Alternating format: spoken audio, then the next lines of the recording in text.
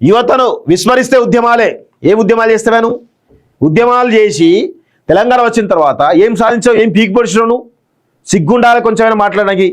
యువతను విస్మరిస్తే ఉద్యమాలు నువ్వు చేస్తావా? మేము చేయవా? మాకు చేత కదా. ఎందుకే మళ్ళీ వాళ్ళను మొత్తం ఆ యువతనందరినీ కూడా ఒక రకమైన మానసిక స్థితిలోకి నెట్టి వాళ్ళని ఆత్మహత్య చేసుకునేలా ప్రేరేపించి ఆ శివాల పైన డ్రామాలు చేసి ఆ శివాల పైన పేలాలు ఏరుకుంటూ ఈరోజు ఉద్యమాలు చేసి మళ్ళా అధికారులకు వద్దామనేటువంటి కుట్ల ప్రయత్నం తప్ప ఏముండదు.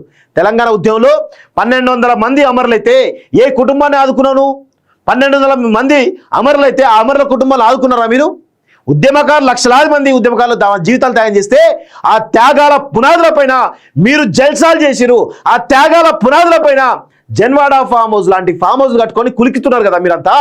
మళ్ళీ యువతను రెచ్చగొట్టడం, మళ్ళీ యువత జీవితాలు నాశనం చేయడం, వాళ్ళ ఉద్యమాల వైపు తిప్పడం, వాళ్ళ కెరీర్ నాశనం చేయడం, వాళ్ళ త్యాగాల పునాదుల పైన మళ్ళీ అధికారులకు వద్దనేటువంటి కుట్ల ప్రయత్నం చేస్తున్నావు కదా కేటీఆర్. ఖచ్చితంగా దీన్ని మేము ఎండగడతాం.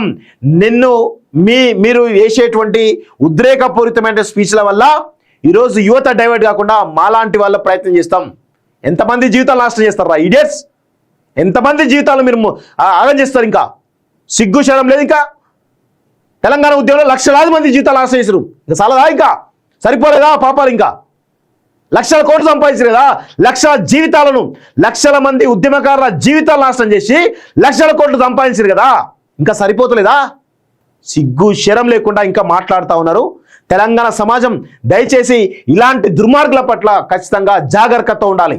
మళ్ళీ ఉద్యమాలు అంటా ఉన్నాడు, మళ్ళీ యువత జీవితాలు నాశనం చేయడానికి సిద్ధమైన ఈ దుర్మార్గులంతా కూడా వీళ్ళను తన్ని తరమాల తెలంగాణ నుంచి. అప్పుడే తెలంగాణ బాగుపడుతుంది.